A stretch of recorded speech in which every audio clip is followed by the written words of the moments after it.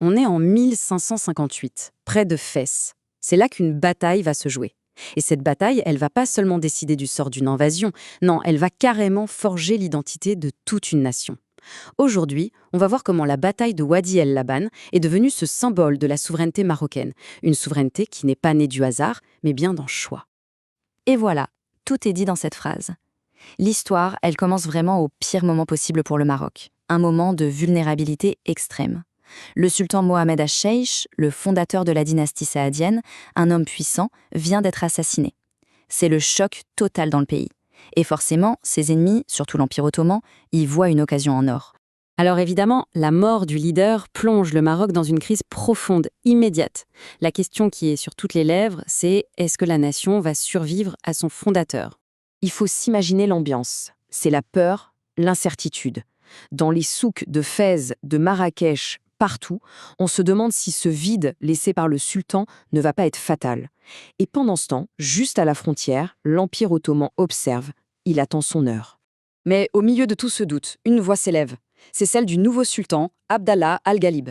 Et avec cette phrase, il fait bien plus que rassurer. En fait, il change complètement la perspective. Il est en train de dire que le combat qui arrive, ce n'est pas juste une affaire militaire, c'est un test. Un test fondamental de la volonté du peuple marocain à survivre. Bon, maintenant, place à la confrontation. On a deux forces, deux philosophies totalement différentes et des choix stratégiques qui vont sceller le destin de toute la région. Ce qui est fascinant ici, c'est le contraste. C'est vraiment David contre Goliath. D'un côté, on a la machine de guerre ottomane, disciplinée, avec ses fameux janissaires, l'élite de l'élite, et une artillerie capable de tout écraser. Leur but, une conquête rapide. Et de l'autre, une force marocaine beaucoup plus hétéroclite, mais unie par un seul et même objectif, protéger sa terre. C'est la puissance brute contre l'intelligence du terrain. Le décor est planté. On se retrouve sur le champ de bataille, une vallée étroite tout près de Fès, Wadi Al Laban. Et c'est là, précisément là, que la stratégie marocaine va se révéler dans toute son ingéniosité. Cette discussion, qu'elle ait vraiment eu lieu mot pour mot ou qu'elle soit symbolique, elle va droit au cœur de la tactique marocaine. La motivation, ce n'est pas de conquérir, c'est de défendre. Et cette mentalité, ça change tout. Chaque rocher, chaque colline devient un allié. Leur vraie force, ce ne sont pas les armes, mais leur connexion intime avec cette terre. Alors le plan marocain, c'est une véritable leçon de guerre asymétrique.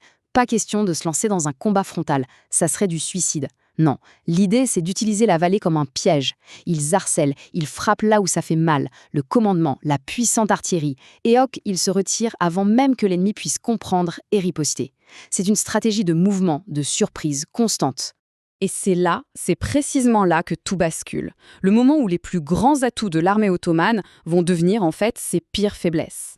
Essayons de nous mettre une seconde à la place d'un soldat ottoman. Il avance, confiant dans sa formation impeccable. Mais l'ennemi est invisible. Les attaques fusent de partout et de nulle part. La certitude du début, elle se transforme vite en confusion et puis en peur. La discipline, si redoutable en plaine, commence à se fissurer. C'est là tout le génie tactique marocain. L'artillerie lourde ottomane, cette machine de guerre conçue pour les sièges, est quasiment inutile dans ce terrain accidenté, étroit. Leurs formations rigides, comme les fameux carrés de défense, sont impossibles à tenir.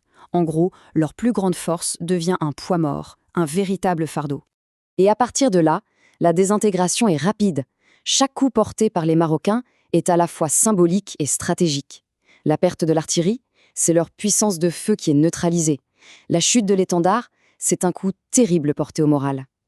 Face au chaos, à l'épuisement de ses hommes, le commandant ottoman, Hassan Pacha, n'a plus le choix. Il ordonne la retraite. La bataille est terminée. La victoire est là. Mais ses conséquences, elles, vont bien au-delà du champ de bataille.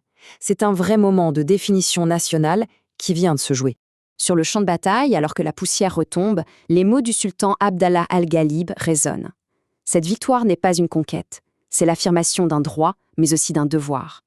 La terre, ce n'est pas juste un bien qu'on possède, c'est une responsabilité qu'on assume.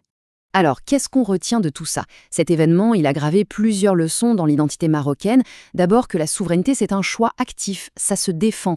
Ensuite que, face à une menace existentielle, des tribus qui peuvent être divisées savent s'unir pour devenir une force redoutable.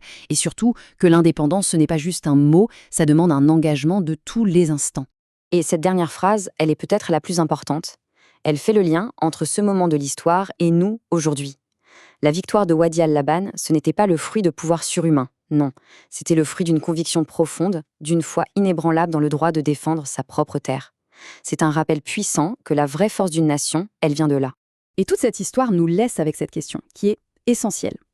Presque 500 ans plus tard, que reste-t-il de cette leçon sur l'unité, sur la volonté, sur la responsabilité? Bien sûr, les défis ont changé.